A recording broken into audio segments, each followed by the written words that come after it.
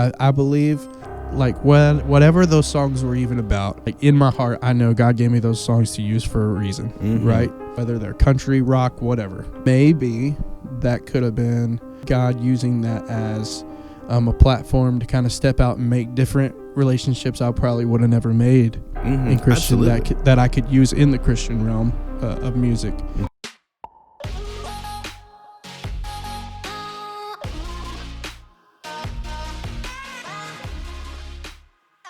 Well, good morning, warriors. This is the Worship Warrior podcast, and today we have a very special guest coming on. A man who I haven't seen in literally years. It's been forever. In fact, last time I saw him, I didn't have long hair. You were a child. I was a baby, right?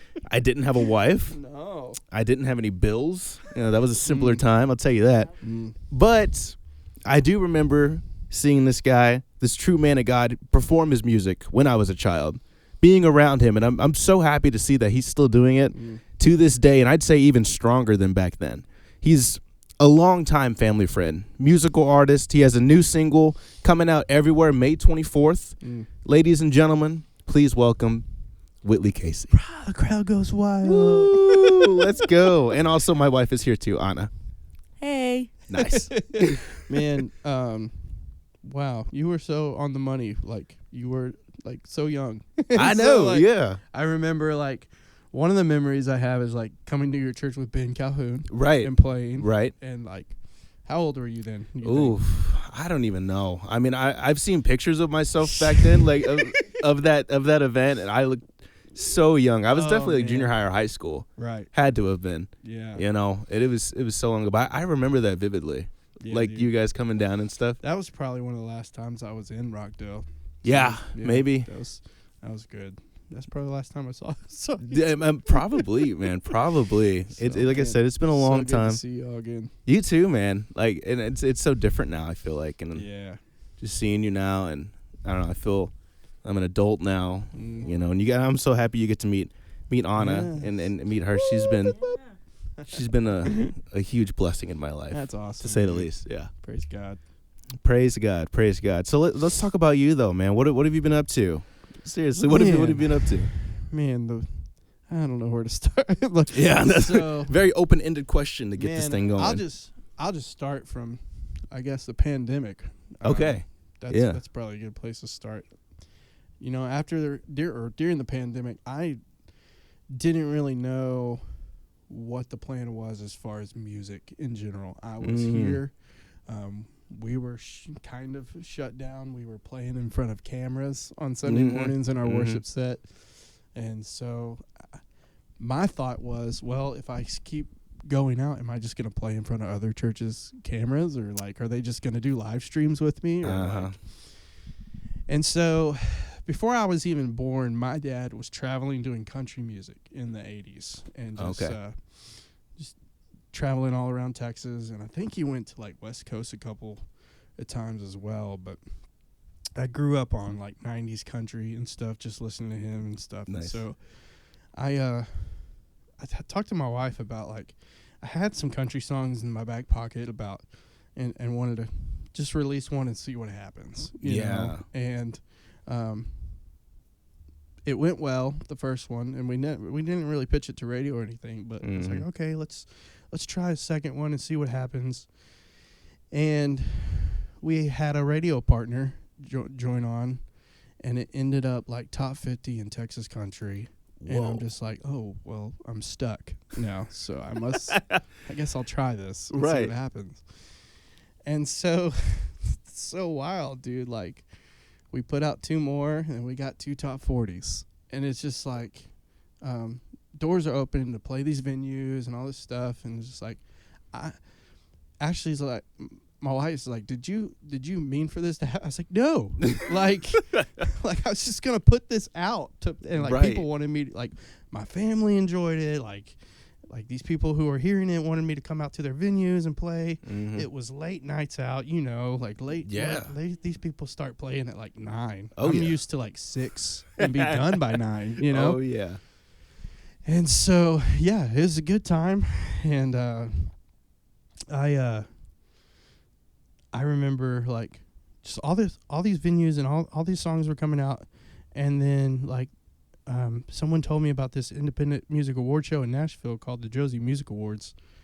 And it was like, hey, maybe you should submit some of your country stuff and see what happens. Well, it turns out I win 2 independent music awards at Grand Ole Opry House in Nashville, Tennessee. And I'm just like, this never meant to happen. Like, this was not supposed to happen. But you know what's crazy about that is fast forwarding to today, like, I have seen so many relationships build through being faithful through that season of my life. And just people who I've met in country radio want to jump on and support my gospel stuff on their stations, and just having like ministry conversations with like radio DJs. And like I've seen like the end of that season, I put out a song under the Landon Heights brand called Whiskey and a Prayer, and it was really about an alcoholic who comes to know the Lord. And that became my first top 5 on CDX Positive Country chart in Nashville. Wow. And I was like, okay, that's a great way to end it. Like, I shared the gospel through the story. Like, I got to share this, and it came my first top 5 in Nashville. Like, let's move on to what God really wants me to do with the gospel, you know?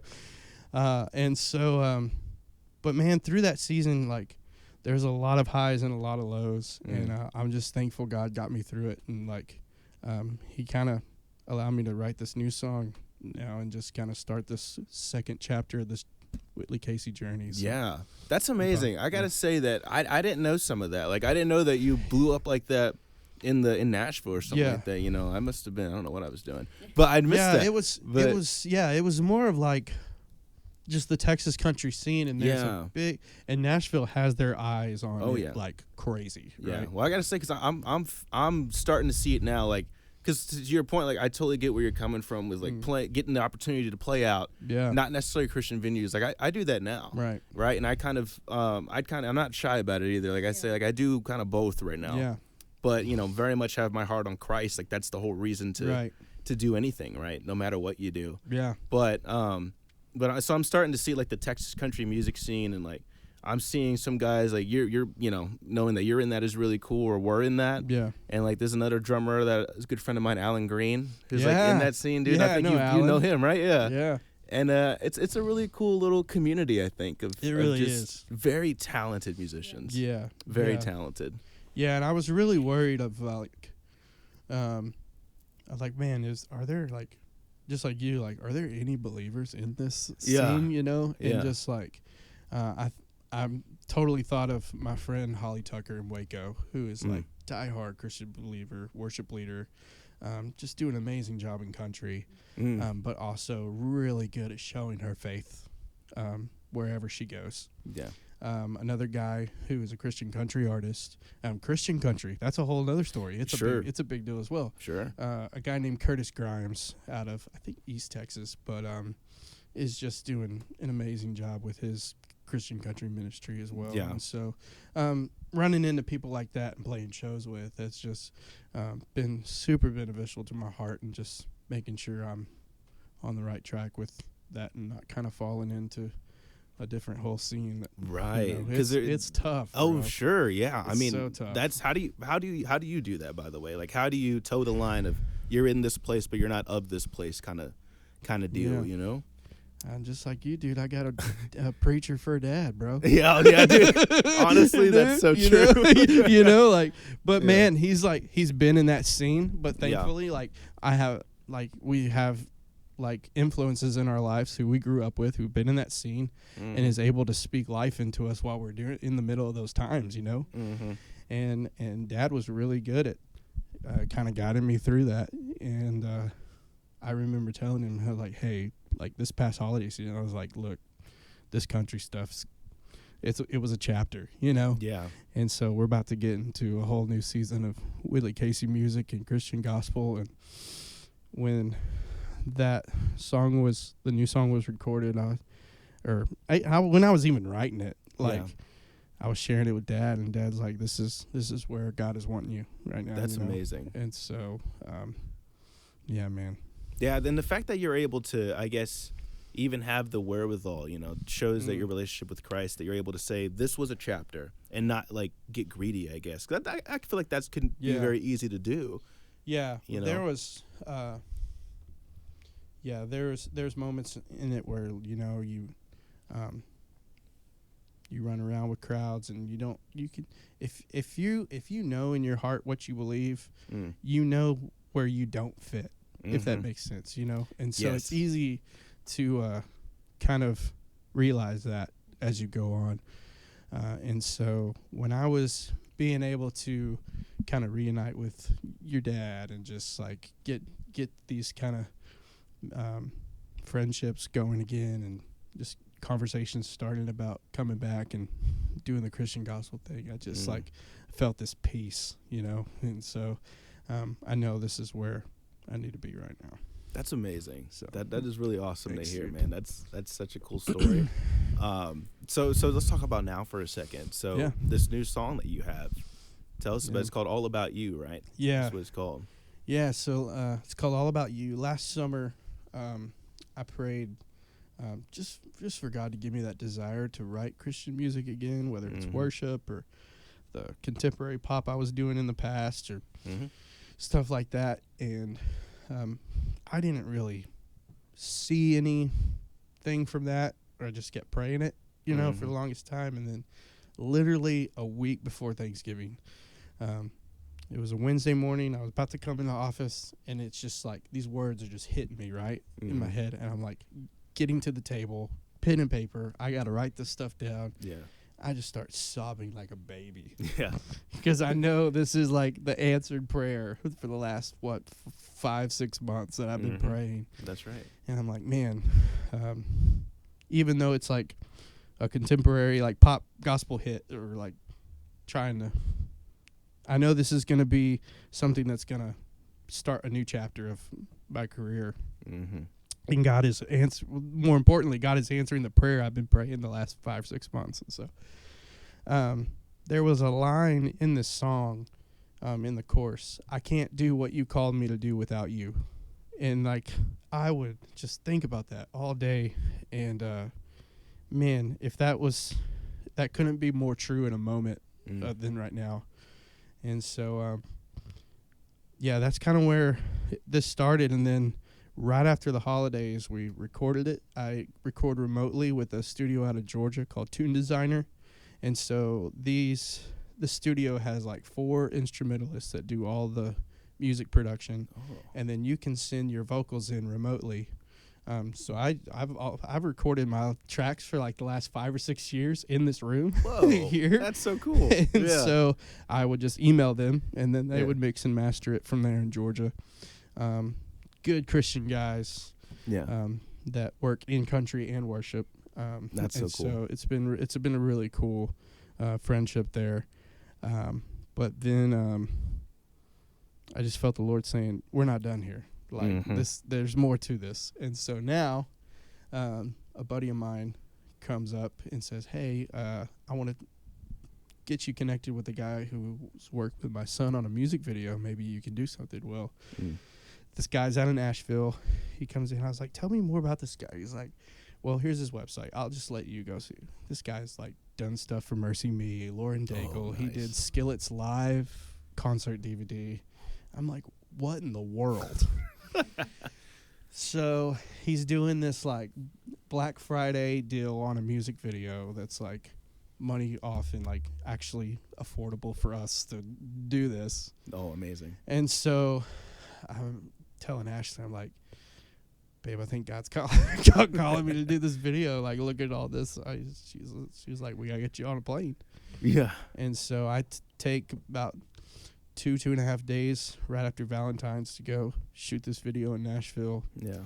And that's kind of where we are right now. That's cool. So that's amazing. Yeah. And so and that's the video of the All About You. All About You. Yeah, we saw that as well. That's really cool. So that that we makes wanted a lot to kind of we wanted to kind of tie it in with the art, with the multiple kind of figures of different colored patterns or whatever. Yeah. And he just like killed it. Like, oh yeah. Carl DeBold is who we're talking about, and if you ever get to work with him, man, he's super nice, super professional. He's a cool guy. That's super cool. And how cool is it that, like, I guess, going back to you even being able to record your vocals and stuff just in this room that we're in right now, right? Like, how technology is that crazy now to where you don't have to leave, man, to get your stuff done. No, it's like, so everybody asks, like, when are you going to move to Nashville and produce music? I was like, bro, I've been producing music the last 7 years here in my church. Like, this is where I do it. And, like, I had when my wife and I had our rental house, we had a room, like a fourth room in there that we weren't using. So I turned into like a home studio. I used to do them there. But when I got this job, they were like, hey, man, we'd love for you to use our facilities if you ever need them. And I was like, okay. So, like, so not going to say no to that. Plugged up the mic and went, Yeah. And so, it's been a huge blessing to be here at Temple Bible. Yeah. So how did you get connected with this church? Yeah. So a buddy of mine I met, probably a few years after I met your dad, probably 2009, 2010. I was still playing with the Whitlee Casey band years ago, right out of high school. And the worship pastor here now, he was going to UMHB, and my bass player was also going to UMHB at the time. And so he came to one of our shows, and he's like, man, if you ever want to just write music or just need electric guitar player on a show, just feel free to call me. And somehow we connected through Facebook or something there. And then it ended up just a really cool friendship where we started our own kind of like separate worship band out of that, and did like youth conferences and things. And then that kind of led to me kind of meeting other people here in this office, in this church office, and in this church, in just congregation and all. And I met Danny, our executive pastor, and him and Mark invited me to come help lead some of their men's conferences that they do every January, out in Giddings. And and so that's kind of where it all started. And then Danny offered me a spot to be kind of like Mark's intern and Mark's worship resident here. That kind of turned in full time as went on. So now I'm worship and media associate under Mark, and do like social media managing full time. Cool. Here in the office, and then film and video announcements for Sunday mornings, and of course co-leading worship with Mark on Sundays as well. So. Gotcha. Dude, that makes so much sense because I feel like you guys social media game down, dude. Like you do. I always see your stuff pop up on my Facebook. Dude. Yeah, it's always there. Oh man, social media is a beast in yeah. itself. Oh and yeah. Like if you don't feed the beast, no one will know who you are, or Dude, no one will know what you're promoting. Oh yeah. Or and we're here, and we're really bad at it. We're so bad at it. So bad at that, dude. Yeah, so it's constant. And like right now I'm learning TikTok and how much you have to feed TikTok content and stuff. And it's always changing, right? The algorithms and like what is popular and what's trending. Right. You have to keep up with all that. Right. It's a mess. And so a lot of my time goes into my promotion planning and my marketing planning stuff for either the church or the Whitlee Casey stuff. Yeah. Moving forward. So yeah. So between like music and then doing the other stuff, media and stuff, which do you like kind of, because I know like as a musician you kind of have to learn how to do both to some extent. Yeah. Are you still more of like a musician, would you say, or do you like the media stuff a little more? Yeah, I lean more to being a musician. It's just a musician has such a bigger role than just being a musician. It's so true. Especially when you're an independent musician. You don't have a label. You don't have a team kind of behind you currently, and so you're wearing so many hats at once. Oh, yeah. And so, but yeah, I could do social media all week long, but my favorite part about my job is when I'm on a stage Sunday morning leading worship, or when I'm at a show Saturday nights or something, playing songs God's given me, That's that 90 minutes to an hour or more or whatever I have. This is my favorite part of the whole job. Amazing. So, that's so so cool.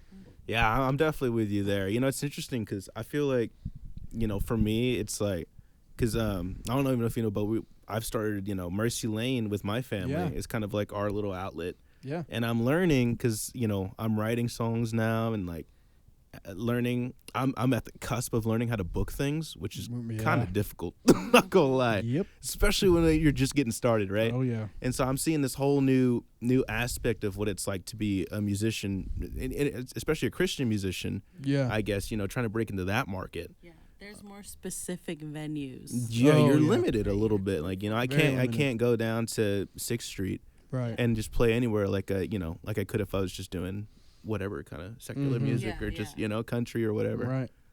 So it's a different beast, and I think it's opened my eyes because I've never had to worry about that. I've just been the drummer or Yeah. like the bassist or something, right? Just play, just call, which is cool. Yeah. But it's an interesting challenge. Yeah. Yeah. It's very interesting. You don't really play as many secular places like you would in country when you're doing Christian music. It's like family fun days. Yeah, right. Or like park events in the park, or like Youth events. youth a lot of events, youth retreats, Mhm. conferences, camps, all that stuff, Mhm. which are totally awesome. Oh, yeah. Super I'm cool. Great. and I like just don't know how to find them. Yeah.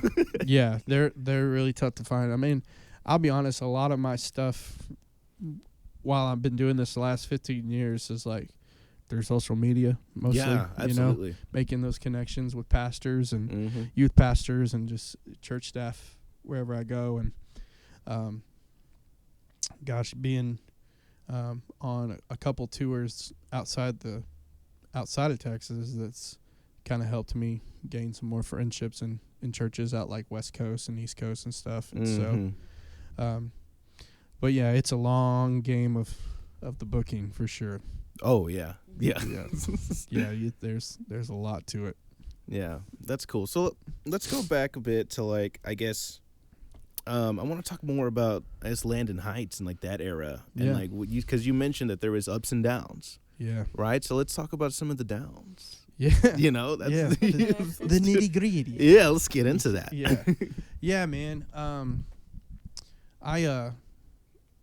It was a time that I really enjoyed. I believe those songs, like whatever those songs were even about, like in my heart, I know God gave me those songs to use for a reason, right? Whether they're country, rock, whatever, And I just felt like maybe that could have been God using that as a platform to kind of step out and make different relationships I probably would have never made in Christian that I could use in the Christian realm of music. And some of those have, like next week I'm going to Corpus, and one's a Christian station and one's a country station that's playing stuff, Yeah, and so cool. it's so weird, Yeah. like promoting Christian music on country, but there's a lot of country stations now playing that, and so but like, man, when you are in, like when you're in that bar scene and you're seeing like negativity everywhere. I don't really know other way how to explain it, but like people your age just going through things, the party crowds and stuff. Like, man, I just think back, like when I was a kid, like in high school, like I never did like high school parties. I didn't even know about them. I don't know if I don't know if that's because I was never invited, right. Or like I would be at the home like playing Nintendo 64 or or something like that. That was me. And so trying to fit in these because you don't want to be like going in these places playing country and being like the awkward duck, in the bar. And like, so being social in these moments was really difficult at times for me, because like I didn't know, like some of these people were not really talking about what I would normally talk about or that kind of stuff, so just trying to fit in was hard. And then there's the other sides of negativity, like alcohol and things involved with that. And man, what a rough time for me, because through this period of the Landon Heights stuff, and even before that, like, man, since the pandemic, I've probably lost 6 or 7 loved ones just through this time. And not necessarily being addicted to it, but alcohol was kind of like a peace drink at times. And I could really kind of settle myself with that. And finally, like, I think this is the biggest down I had through this time, was like just kind of leaning onto that, leaning onto alcohol, and just so when I was praying that prayer that I was talking about earlier, there were more prayers being prayed. You know, I was, and I really felt like this. I shared this with my pastor and my buddy Mark, who I work with worship, and I was like, man, when I prayed this prayer, I heard God's voice say, yeah, I can fix that, but we got to fix some other things, you know? And, man, today, I don't know what day this will shoot, but I will say, Friday, May 24th will be 145 days I've been alcohol free. Oh, congratulations. Congrats. Thank you so much. And so, I got to share that with my dad a couple weeks ago, and shared exactly what I told my pastor and my buddy Mark. And he's like, I'm not crying right now, just so you. I was like, yes, you are. Yeah, right. Like, you would not be able to read that and not cry.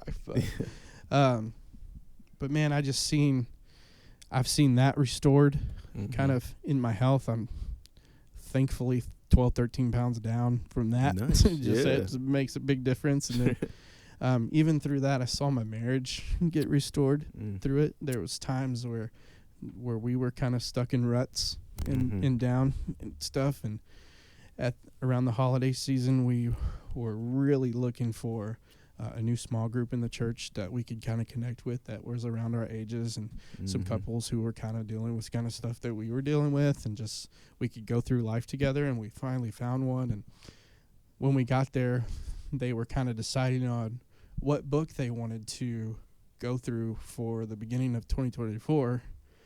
And they were like, hey, why don't we do Tim Keller's Meaning of Marriage? And I just looked at my wife. I was like, this is the group. So we just finished that book, and it only made us stronger together. Yeah. And we can really see how the Lord brought us through so much. Yeah. And so I'm just thankful for, like, even though those dark times, like, I can still be thankful that God, like, did what he did there and brought me through it even better. Yes. And so,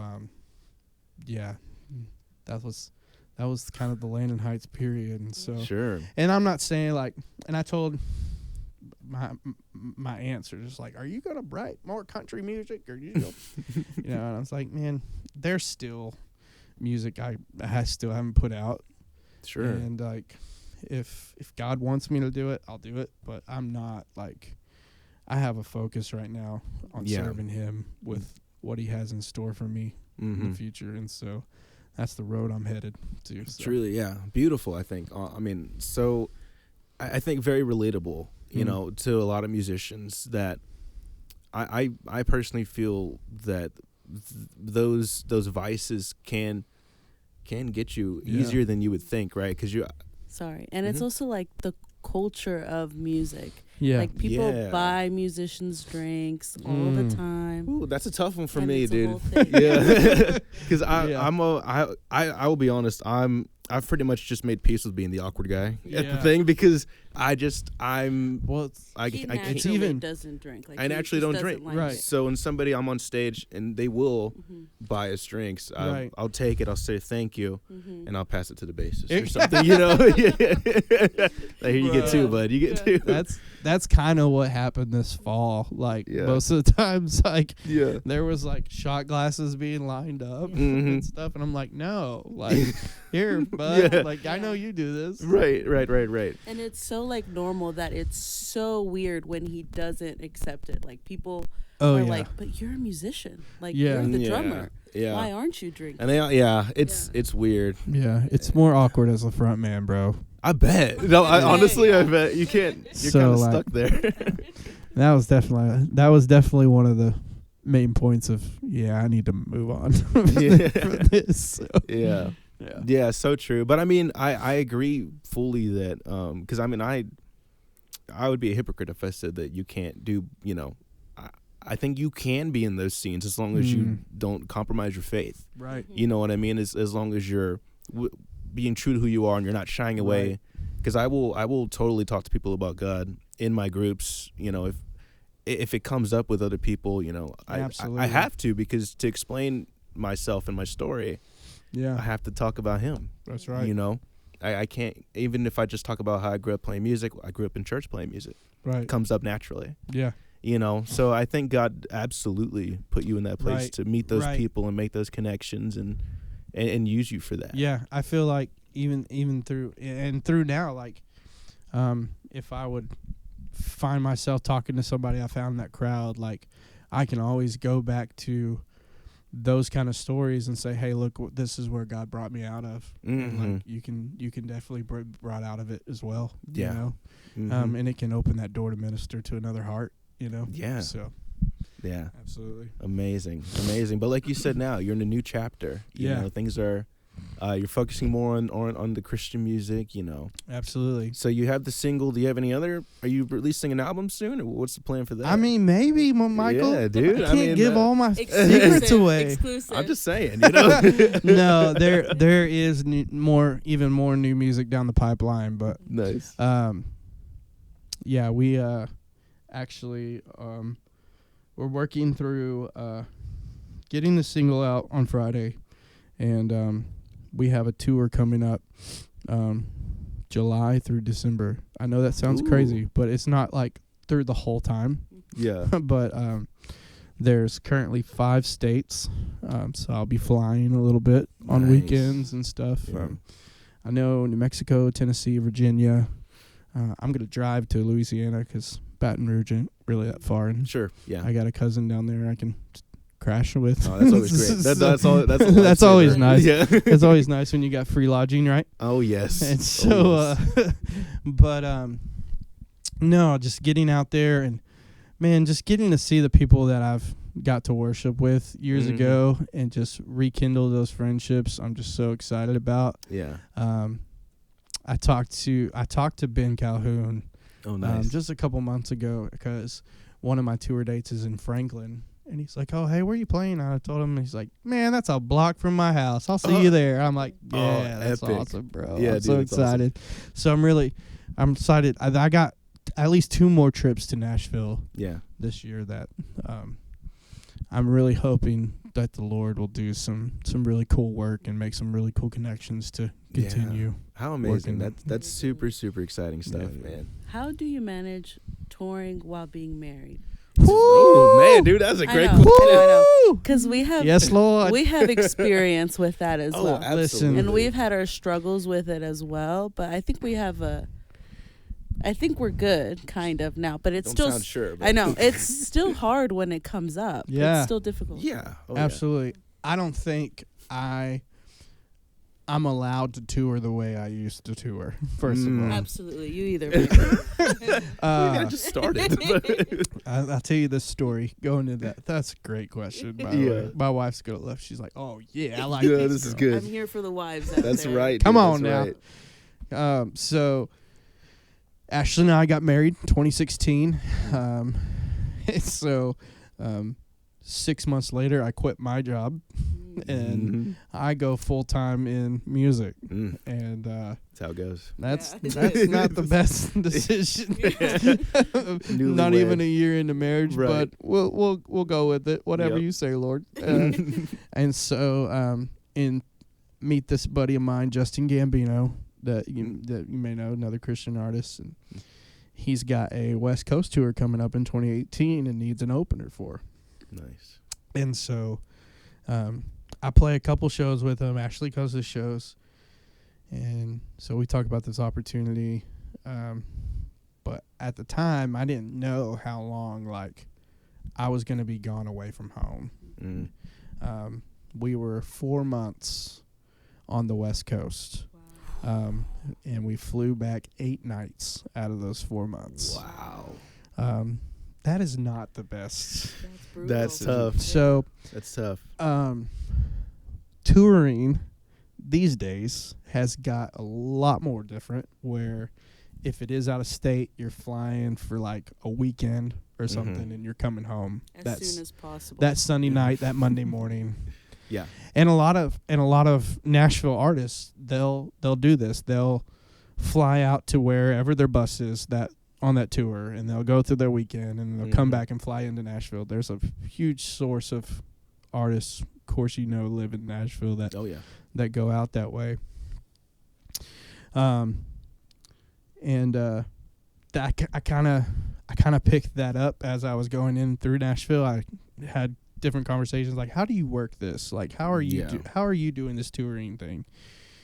And they tell me 3 to 4 nights on the weekends, maybe a Thursday through Sunday run, and then back home with the kids on Monday morning and doing your thing,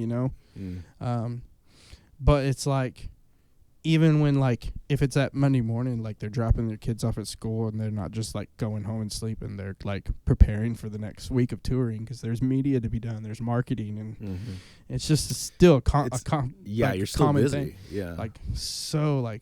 It's just like social media, it's a beast. There's the tour, And so that's kind of like when I'm here during the weeks and I've got 2 or 3 shows coming up on the weekends, I'm doing church work as well, but my lunches, I'm working through my lunches, emailing the venues, getting their promotion stuff to them and all this stuff. Oh, yeah. So, but yeah, I'm not doing 4 months away from home. That's ever fair. Again. No, fair. That must have been so, because I can't even imagine that, dude. Because I the first time that we did, we were apart for a while, was 1 month. I did 1 month touring, but I was.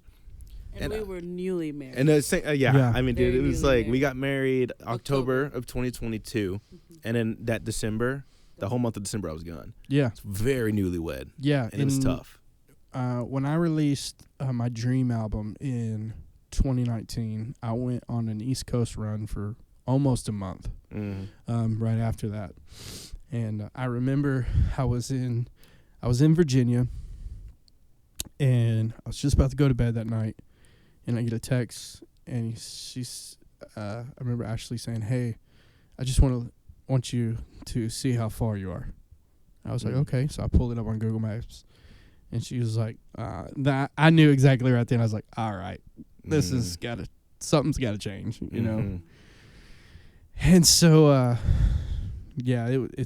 it's a lot better than it was back then, and I think, and we've grown to spend more time together, and she's been super supportive and helpful with me on the weekends when she can travel with me as well, and so this coming up this summer is our first time ever on a plane. Ooh. And so she's going to Nashville with me on a plane for the first time. Awesome. We drove to Nashville a couple times, but because she was saying hey, I'd love to go to this city, or I was like, babe, you got to get on a plane to do that, Well, you know what, you gotta tell me how she likes it, because she's never been on a plane, and right now she's refusing to get on one. So this is great. 10 flights later, I love it. Yeah, it's really not that bad. It's actually it's way better. It's a piece of cake. Yeah. Yeah, and you get there quicker. Yeah. I would take a 12-hour drive. I would, over a 3 3-hour plane. I don't know, man. So when we went when we went to the Grand Ole Opry last time and did that music award show, we drove. Mm-hmm. And it was during the fall, and like I'm so glad we did, because like the trees and everything through Arkansas and through Tennessee is like one of the most beautiful things during the fall. So I'm really glad of that, but never again. Yeah.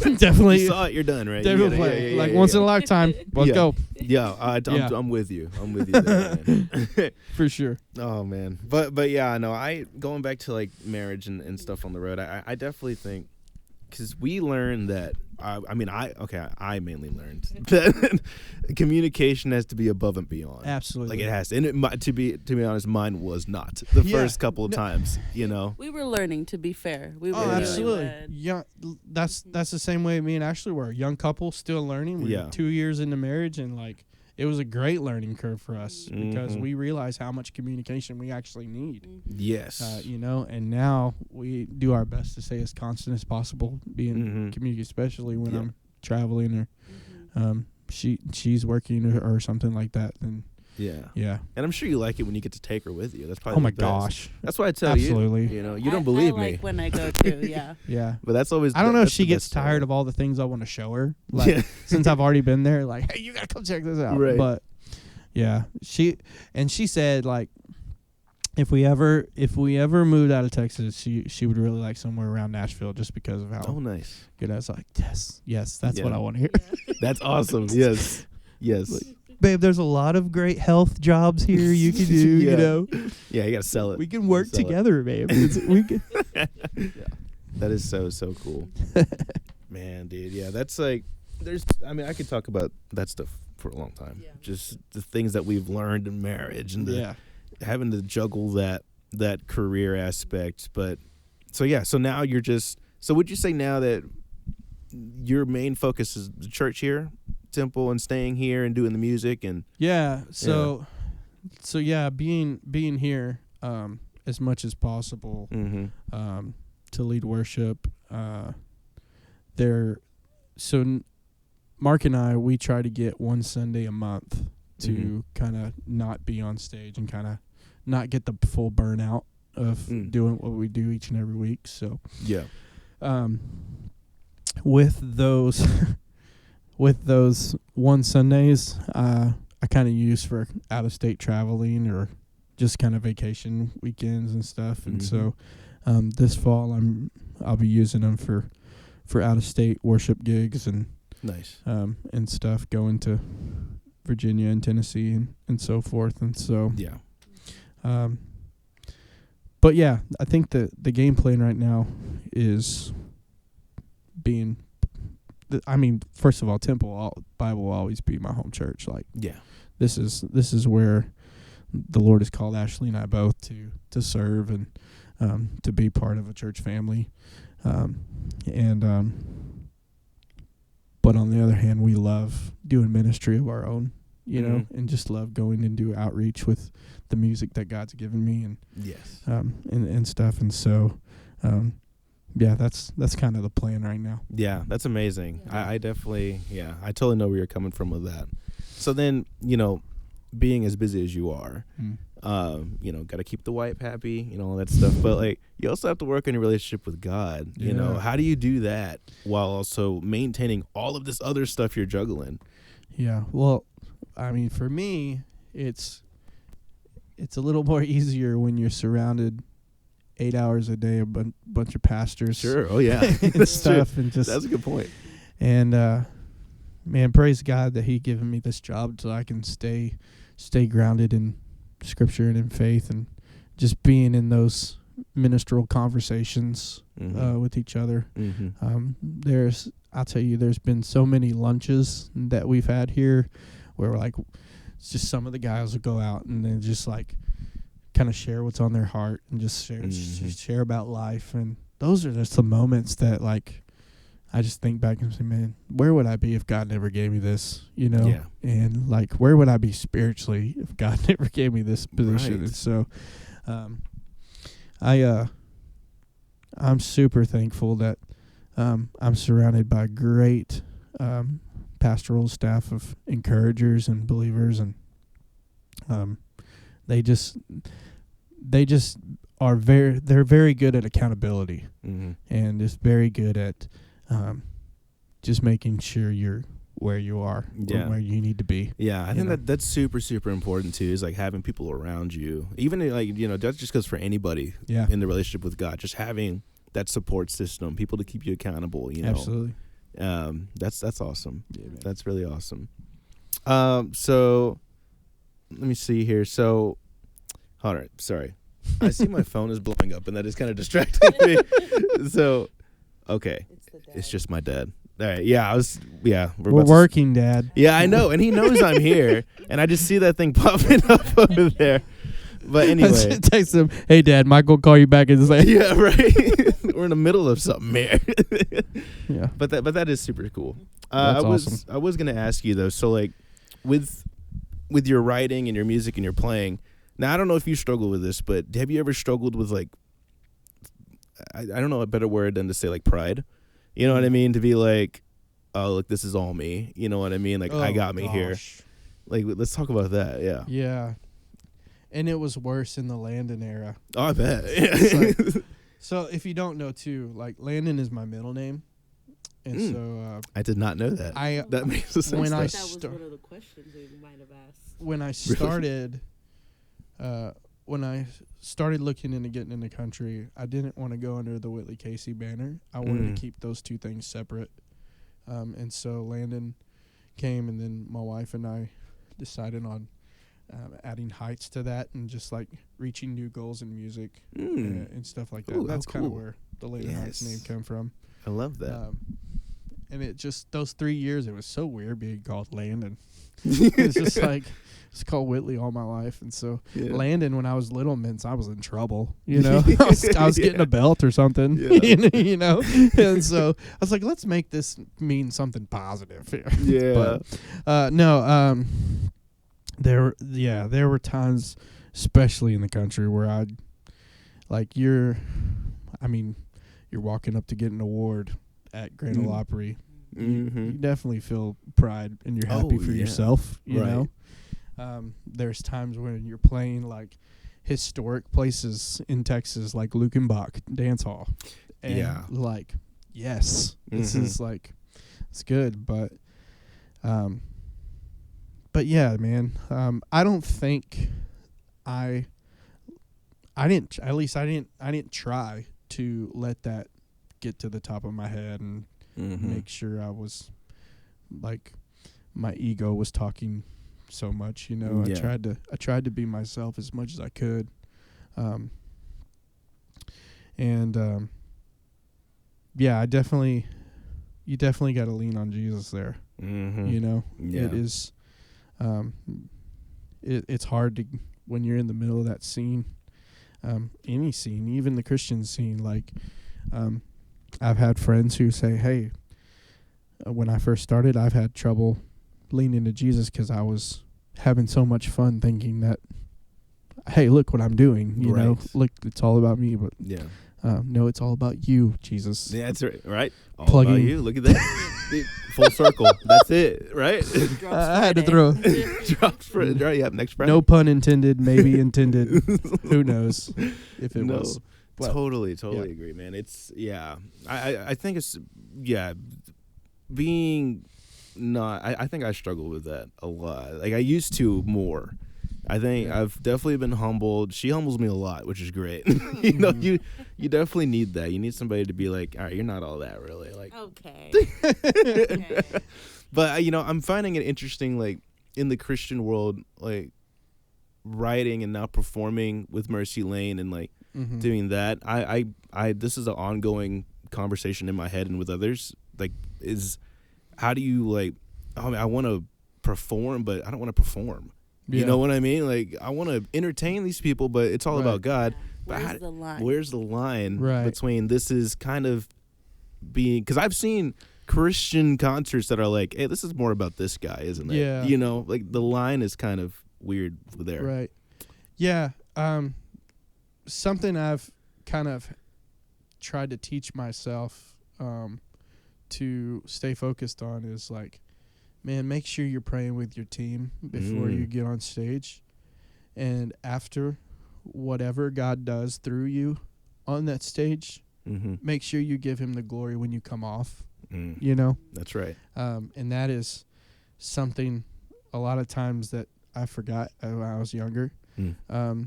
It's weird, and you'll understand when you get in your late 30s like myself that God will wake you up to a whole lot of things like, hey, remember did this? Well, you're not doing that anymore. You know? And he like, man, I'll share this. A week ago or so, going through my devotions in the morning, having my coffee, and God's showing me through the book of John and John 1, chapter 5, the light shines in the darkness, and the darkness does not overcome it. And there's other translations that says will not overcome it or cannot overcome it. And I shared that with my church this past Sunday morning when I led worship, and man, now I look at what I do a whole different way as, hey, you are being a light of, by being a light that God's given you. There's this light inside of you, and you have to let that shine and not let the darkness take it over, you know, and you have to, that's kind of like the job you've been given as a believer is to go share the gospel through not just your words, but your actions. Oh, yeah. And just encourage people and let people know that, like, they're not alone in what they do. There's always a Savior. Yes, absolutely. And then I feel like just adding on to that, like, because I've been really, so we started this challenge like a couple of months ago. It was like the 75 hard. I don't know if you've ever heard of that. Oh, yeah. Have you? Yeah. Yeah, I don't do that. No. Well, we kind of fallen off a bit. Not anymore. But it got us so, you know, part of that is reading like a book. So I started we started reading the Bible every day. And I just wanted to start from the beginning, Genesis, and see all where I can go. Oh, so 75 hard in reading? No, so that's just part of it, right? Or is so the like, workout? So ours was like, it's workout. You do 2 workouts. Okay. You do a reading of a nonfiction. I've heard of that. Yeah. So for the reading part, we were doing that. And right now, I'm all the way to Judges. I'm pretty happy with myself. But I don't know. I'm reading, and it's been really eye opening because I've learned that, man, dude, like, God is.